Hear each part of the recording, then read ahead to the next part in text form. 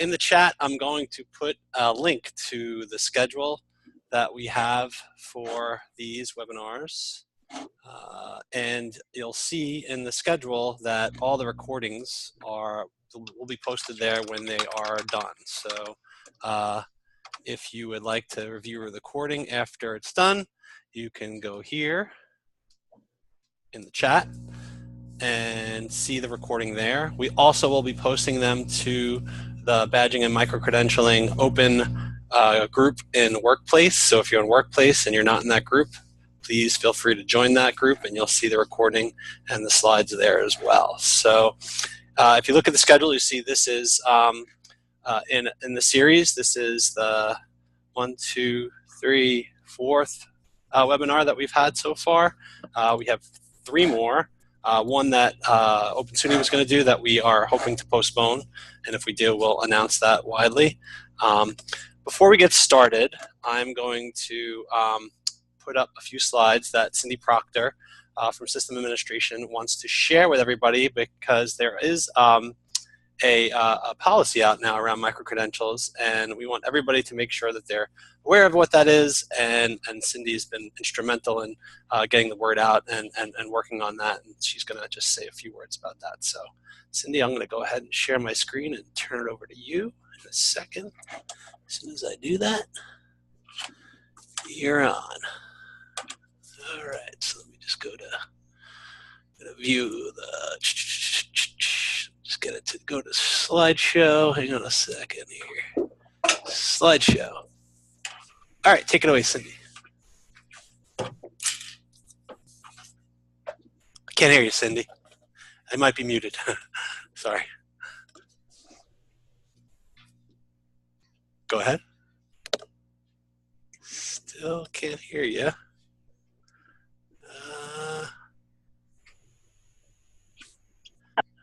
Oh, it's a little in and out. Try again. Okay. Yeah, that's good. Okay, I'll just talk into the phone here. Yeah, there you go. Perfect. Okay.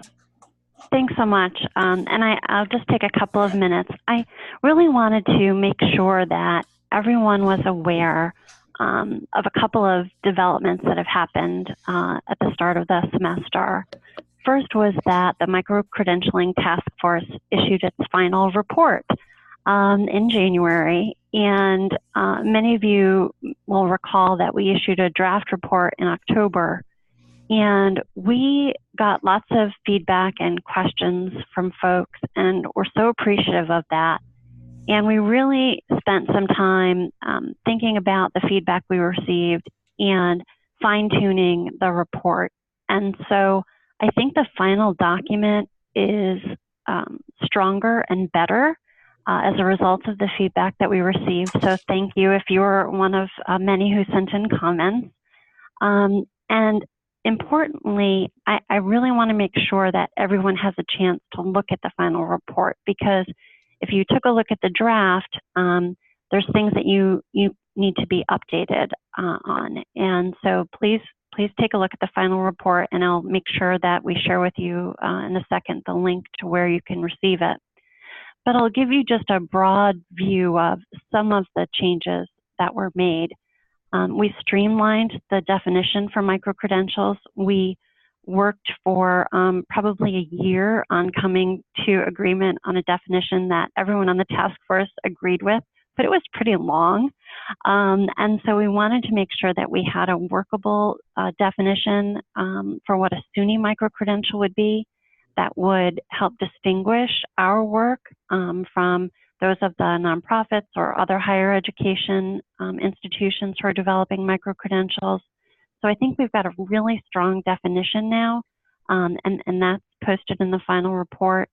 We added a lot more examples. You know, folks were curious about different types of micro-credentials, so the report is more examples. We also, wanted to maintain a commitment to flexibility on the part of campuses, but we got lots of questions. You know, folks wanted some more specificity in a few different areas, so we added that. You'll see that particularly in the section about what micro-credentials might need to be registered versus what ones do not need to be registered. We distinguished between a micro-credential and a certificate. We added clarity about how you might want to title your micro-credential. And we also added a new section on campus and community engagement, trying to help folks think about who they might want to bring to the table when they started planning for micro-credentials. Chris, can you advance the slide for me? Thank you. We took this final report and we shared it with the SUNY trustees at their January meeting, and they were incredibly supportive. And they, in fact, unanimously passed a resolution supporting the task force's proposed definition, our taxonomy of terms, guiding principles, and recommendations. And to me, this was so important because it really shows at the very highest levels, the SUNY board, the chancellor, the provost, they're all supporting campus's work in this area. It relates to Chancellor Johnson's priority around personalized education. And it's really giving us new opportunities to offer unique credentials to our students. The resolution also charged system with further supporting campuses. And this is important. I heard yesterday, there's lots of questions about how we're going to report micro-credentials, how they're going to be shown on a transcript. Well, rest assured, we've established 4 working groups to help with the implementation process and answer some of those hot questions. So we have 4 groups that are going to be looking at existing SUNY policy, where do we need to tweak it so that we're fully supportive of micro-credentials, financial aid, what additional guidance can we get out to campuses, how can we advocate for additional financial aid support for micro-credentials. We've got a group working on readiness and assessment tools, a group working on data reporting and transcripts, and then also thinking about transferability and portability. So the provost is going to be announcing next week the launch of the 4 implementation groups, so you'll see more information on that. And if anyone is interested in being involved, they can let me know. Chris, do you want to move on to the next slide? So here is a website that we've created at the system level to talk about the work that we're doing in micro-credentials. It has all of the latest documents. It has links to the upcoming training sessions. The web link is a little bit long. You see the web address here at the bottom of your screen, but I'm very pleased to say that now if you Google SUNY micro-credentialing, one of the first options you'll get brings you to this page. And I've also put my email address here. If you have any questions about the policy, aligning your work to the policy, or getting in touch with your program reviewers to further discussions about micro-credentialing or brainstorming with them, please feel free to email me, and I'm happy to work with you. And that's it for me. Thanks, Cindy. I'll make sure to put that link in the chat too so that folks can link to it there. All right, so I'm going to stop my share and ask Kelsey to share her slides, and I'll introduce her just real quickly. And we'll get started with what Albany has been doing around badging and meta-literacy. So welcome to Kelsey O'Brien. There's Kelsey's title at the University of Albany. I know they've been doing a lot of work with badging for quite a while. I think you were one of the first we were hearing about badging in the system. So thanks for presenting, Kelsey. And if anybody has questions, you can put them in the chat. I'll make sure to get them to Kelsey at the end of the presentation. And take it away. Great, thank you. And just to check, you can see my screen, right? Yep. My badge. Okay. So I'm going to try to move through this really quickly. So I've put some links, and if anyone wants to dig in deeper or talk to me about it, I'm happy to talk more about this after the presentation. So I wanted to start with just a little bit of background on how we got started with this. Back in 2012, which was actually before I arrived, we basically got started with some SUNY Innovation and Instruction and Technology grants, and with that first grant, we're really just starting to explore badging. And this was really on the cusp of when badging was becoming a thing in education and sort of being recognized as a new kind of credential. So we were really starting to explore that in 2012. And then since then, we've done a couple additional IITGs looking at badging and incorporating them into MOOCs, and also exploring how we might customize our badging system. So if you want to dig in deeper to sort of our story of any of that, you can take a look at those links to our IITG project pages.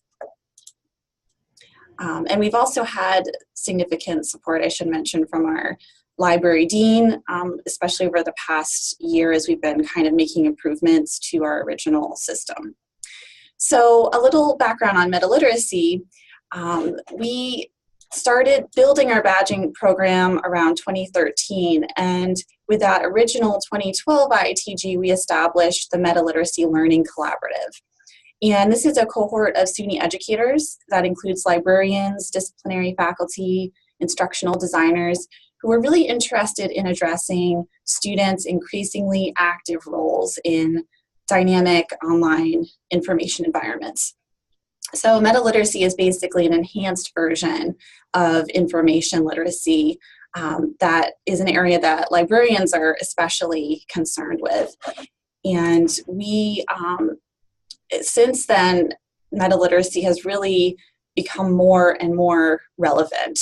We have huge crises emerging with things like fake news. There have been studies that have come out of Stanford, and there's a great group called Project Information Literacy, looking at career readiness and finding that students and recent graduates are really not prepared for the workplace and for solving big information problems, or even just the day-to-day sort of distinguishing between what information they can trust. So we really feel like Metaliteracy can help address some of these really big problems, and that it includes some really essential competencies that all students need. So because of this, Metaliteracy really spans across many different domains. It doesn't really fall into a particular discipline. So that's something we've been kind of trying to figure out as we work with the guidelines that have been presented in terms of faculty governance, which I'll get into in a little bit. We really feel like Metaliteracy spans across disciplines, so it's not really associated with one particular course. So our program is maybe a little different than some other programs that might be emerging in SUNY institutions. So this is just a breakdown of the Metaliteracy learning objectives. If you want to explore those more, you can look at the link in that slide. And so I wanted to sort of get into how the system works. So because we first started developing this badging system back in 2013, when badging was still very new, we really had to figure out a lot of the things as we went along. So we're currently going over the SUNY Microcredentials Task Force report and guidelines to really ensure that our program aligns with those guidelines. And this is going to involve a little bit of retrofitting in some regards, but in terms of, I think, the most important principle, which talks about academic quality, I really feel that our program represents a very robust set of credentials, and that's something that's been really important to us from the beginning. We wanted to make sure that the badges that we're issuing are meaningful and substantial. And one thing I did want to mention, just to clarify, badges are basically a kind of micro-credential, and if you look at the SUNY website on micro-credentials, there are some definitions there, but badges, another way to think of them is that they're a mechanism for issuing a credential. And if you're adhering to the Open Badges standard, which we do, they include a lot of really valuable metadata about that credential. So how the credential was earned, what the standards were, and what the criteria was. and also they can include evidence of that learning. So in terms of that first principle, as I said, we really wanted to make sure that our badges were meaningful and substantial. So we have 4 master badges that you can see here, and those stack to the Metaliterate Learner Badge. And our badges indicate transformed learning. So when someone earns a Metaliteracy badge, we think of these as credentials that can be applied to future learning experiences. So in the workplace, or as they move on to graduate school, or continue on with their academic career, we feel these are competencies that are really going to translate across many different contexts. So this is our Empowered Learner Badge.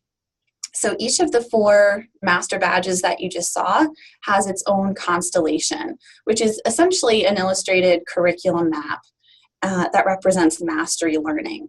So we use the Metaliteracy learning objectives to map out our overall goals and to break them down into measurable learning competencies and assessments. So this created a hierarchy for each of these 4 badges. And it is only at the top level that the badge is shareable. So you can see at the top of this diagram is the Empowered Learner Badge. That is what students can earn and display on a profile.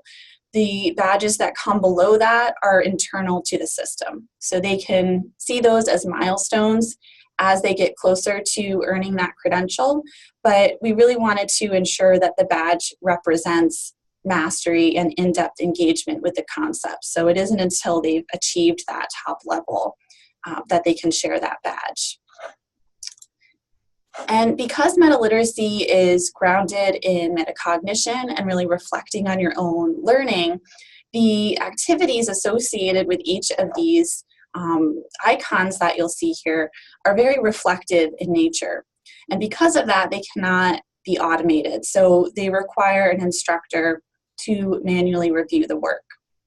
So the model that we've been using is that this is mainly coming out of the libraries, and the university librarians are working with faculty members to integrate these exercises into their courses. So the faculty assign each of these components, and then they review the work of their own students. So we're essentially embedding these credentials into existing courses. And the system was designed to be flexible, so each component can be a standalone learning activity. For example, here, an instructor might assign the remixing quest, which is at that bottom level. Or you can assign a full series. So if you wanted to assign the full digital citizen badge or the information ethics sub-badge there, it's very flexible and modular. And we found that instructors are really kind of mixing and matching. So they have been assigning maybe a quest or 2 from the digital citizen badge, and then they might also assign, say, a challenge from the master evaluator badge. So they're assigning them according to what works in their curriculum. Okay, and then there's our last badge, the producer and collaborator. And one thing I'll mention is that I have personally found that the badge constellations that I'm showing you now have really been valuable for me to communicate with faculty members about the kinds of things that we value as librarians that we feel that they could be teaching in their courses. So it's been a really great communication mechanism and a way for us to start conversations about these metaliteracy learning competencies. So just a little preview of how this works. We are currently developing a new version of this system. So this is not live right here, but this is what we're working on. We have a student dashboard that allows students to see what has been assigned to them. And they could potentially have assignments from various different courses. So you'll see here that a student has 2 different courses. they can click on the course to see what their instructor has assigned to them. And the idea is that over time, they can complete exercises to work towards earning one of those badges. So this might happen within different courses. And as they are doing that, they can track their progress. So once they've completed certain exercises, they can see how close they are to earning that master badge. And this is a really great way too for us to communicate to students what our bigger learning objectives are for them, and hopefully also motivating visual for them to see that they are working towards these master competencies that they could potentially share on a resume or a portfolio. And this here is a screenshot from Credly. So we are using Credly to issue the badges. We have a tie-in with our system. So it works with API. Once someone has completed the required assignments, they are automatically emailed a badge. And once they earn that badge, it's their choice. If they want to display it, they could choose not to even accept it. But they will then have a Credly profile where they can share it with a link, or they can embed it into something like a LinkedIn profile. And from this page, you can see the metadata within the badge. So there's a description of it. There's criteria that aligns with that Metaliteracy framework. And you can see some information about who issued this badge, which right now we are branding ourselves as the Metaliteracy Learning Collaborative. We're kind of in discussion about if we need to be branding as Albany or how we want to do this moving forward. But that is what it looks like right now. And we also have something called merit pages at SUNY Albany, which is to some extent a badging system, but it's a little bit different than our badges. For the most part, they've been using it to showcase student achievements. So if they make the Dean's List, for example, that will show up on their merit page. But we have managed to get one of our badges on merit pages. So it's just another venue for students to be able to share their achievements on a portfolio system. And this is something that they can share with employers if they want to put it on a link to it on their portfolio. It's just one mechanism for them to share their badges. Okay.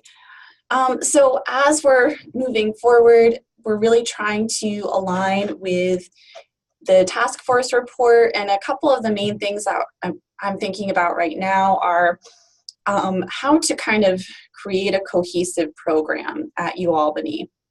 We have a couple of other badging programs popping up in our sustainability and student affairs offices. They're very different from our badges. So one thing we're trying to think about is how do we present a cohesive program? Should we just have them separate? And mainly, how do we communicate to students and to faculty what badges are and really be transparent about what they are and what they mean? We also are thinking about how we can better align with some of these industry standards. We know that there is a need for these kinds of competencies.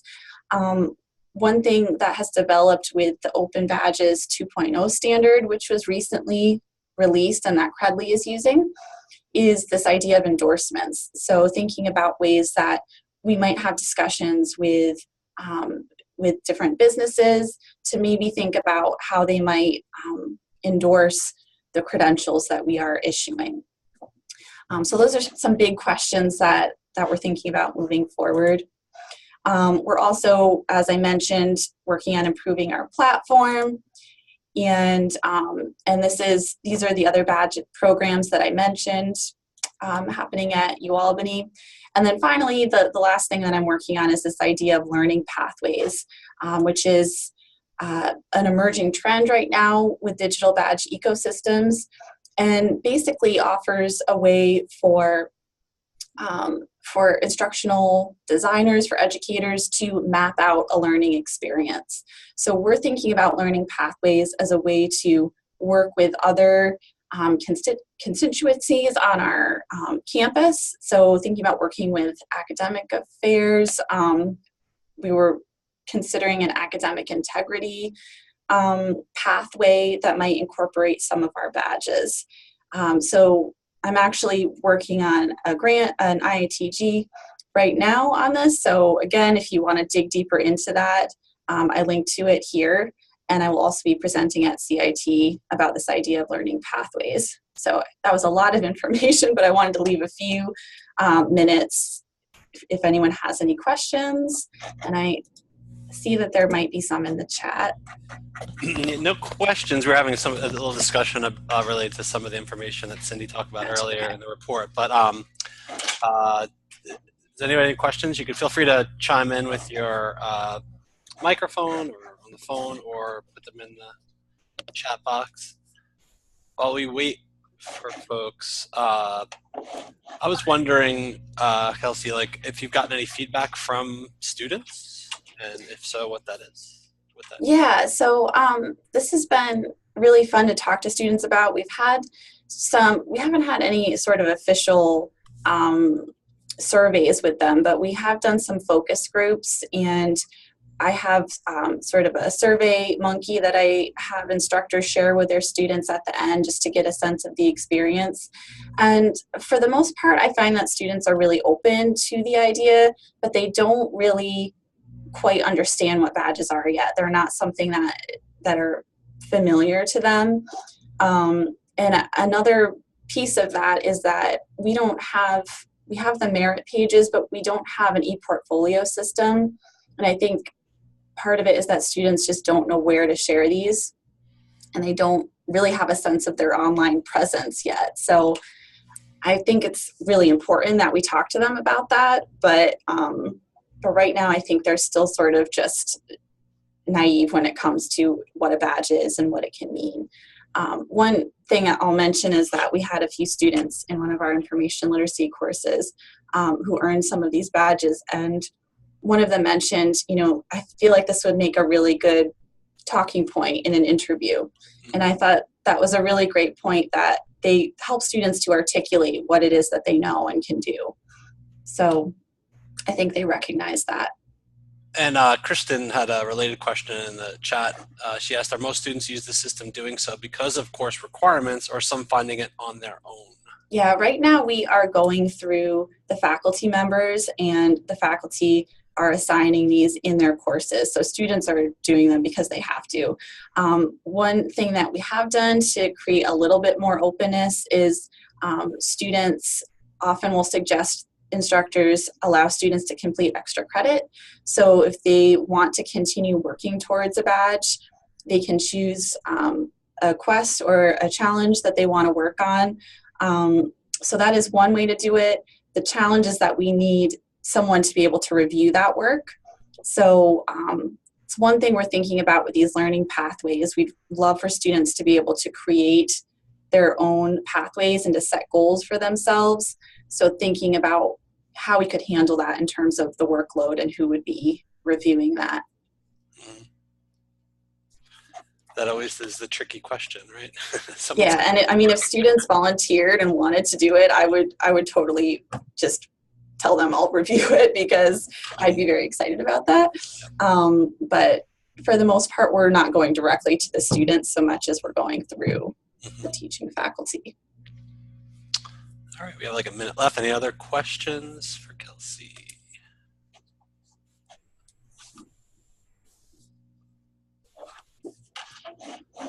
Okay, I don't see any. What I'm going to do then is put back up the link in case you go. One more. There's the question. Thanks for a good presentation. Okay.